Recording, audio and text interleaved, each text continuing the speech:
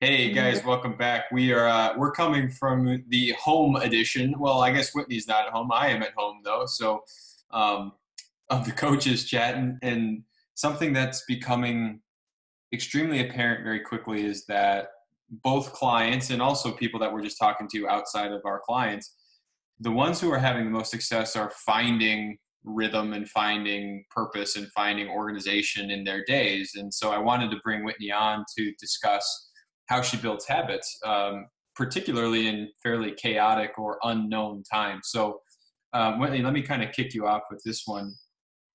Why do people often start to have something like a stir crazy feeling, or why aren't habits generally built easily? Do you know what I mean? Like a lot of people say, oh, I've got all this time, I'm going to do this habits. And then 3 days later, they haven't done anything yet. So why does that feeling emerge and why aren't habits just naturally occurring for people? So, I mean, if we just take priorities aside, like we've talked about that a couple times in the past, and we say, what is it that creates all of this feeling? Some of that is as simple as for habits, we actually pay attention to what we feel. So, in the moment, it's things like, I didn't get a good night's sleep. I feel tired. Hmm. I'm now more aware of I don't feel good in my own skin. My joints hurt. It doesn't feel comfortable to sit. We're hardwired as an organism to pay attention to those feelings. And what happens is we also are genetically engineered to shift our essence as we pay more attention to those feelings. So, an example, which is very real right now, is I am on lockdown. I'm used to working out daily. And whatever that style of workout is, that's my schedule, that's my rhythm, that's my flow. So now that that has been removed, if you just look at the exercise side of how long does it take the human organism to go through exercise withdrawal, which means all of those neuroendocrine responses that we get from exercise start to change. It only takes 5 days for the human organism to start shifting relative to activity.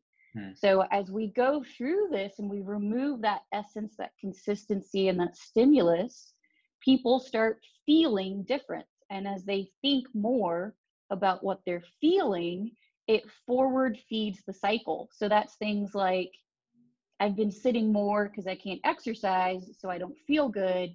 So now I'm actually full on binge watching on Netflix.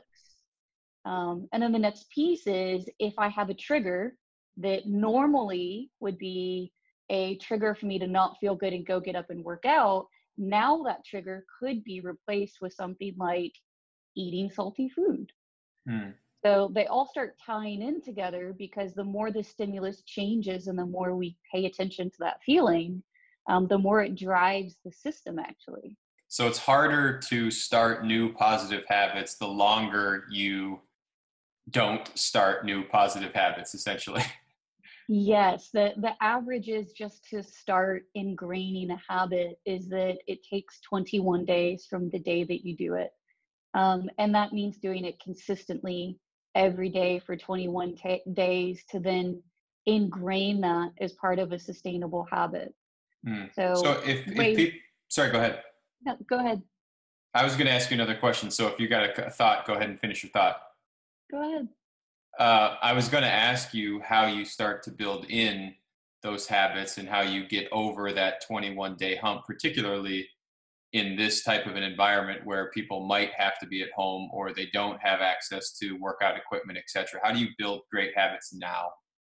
So, the starting point for building a habit is one, identifying the feeling.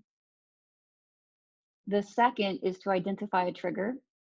And the third is to identify only one thing that you can do with a alignment, a consistency. Like if I said, how willing am I to do this? And I put a percent to it, that I'm 90, 100% at that point.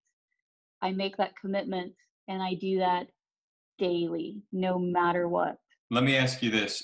Can you give us an example either from you or from a client, don't name the client's name, of what the awareness was, what the trigger was, and then what you did for the one habit to build?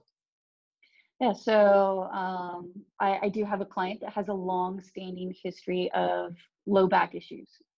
She fractured actually a couple joints as a teenager. So her habit is right now she's on lockdown and she has gone from standing and walking during her day for an 8-hour day to sitting and managing phone calls for 8 hours. Mm. So that is a huge shift. Her trigger is her feet start to go numb. So the habit that we're actually starting with is no matter how she feels, every 30 minutes, she stands up out of her chair. She walks across the room. So a little lap. She does a lap. She does 10 air squats. And then she sits back down, no matter how she feels. So by doing that, what she's been able to do is she stays ahead of the curve of getting stuck sitting for an 8-hour day. That is a habit that works for her because she can still be on a headphone. She can still be taking a phone call. She's not making her heart rate increase really, really heavy where you can hear her breathing hard, which would be very strange on a phone call. Conference call, it's just like, ah, Yeah. ah. Yeah, it wouldn't go well. But that habit for her by staying ahead of the curve, now that she is 5 days into doing this from home, she actually is sleeping better. She's feeling less stressed. And the phone calls that she's taking, which are not great phone calls because they're fielding, having to choose whether to quarantine people or not, is her capacity for making that decision is bigger rather than smaller. When she's trying to implement this, is she on a timer initially? Is she okay? So she's just setting every Yeah. 30 minutes. Okay, let's get up, and then after some amount of time, does the timer turn off, or how does she transition it into it? It's just part of what I do.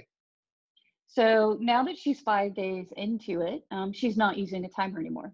When we started for the first 3 days, it was an alert on her computer every 30 Mm. minutes, no matter what. The reason that we did that as a trigger for the habit is in talking about, well, what is actually causing this is she was getting so ingrained in those phone calls that she would forget to get up and drink water. She would forget to eat a snack. She would even forget to go to the bathroom.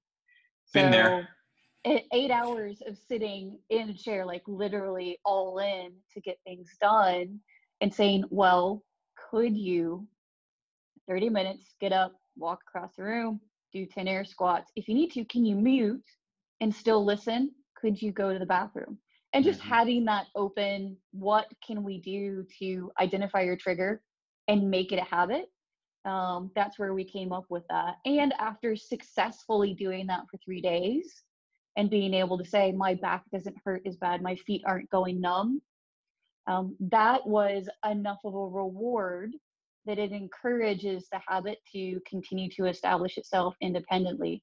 So that's the fourth piece to it, is the reward has to be meaningful to encourage you to continue to enforce the habit. And it can't be a reward that I am placing on you. It has to be a reward that you as an individual find encouraging and motivating. Because Mm-hmm. I'm also not going to call her every 30 minutes and say, hey, it's time to get out of your chair.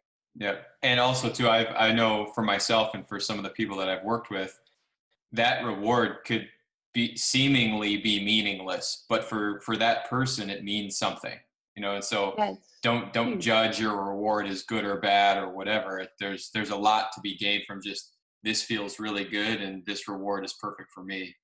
Whitney, let's stop it there. Those are amazing points. I can't remember if I've asked you this. Did you read Atomic Habits as well, or?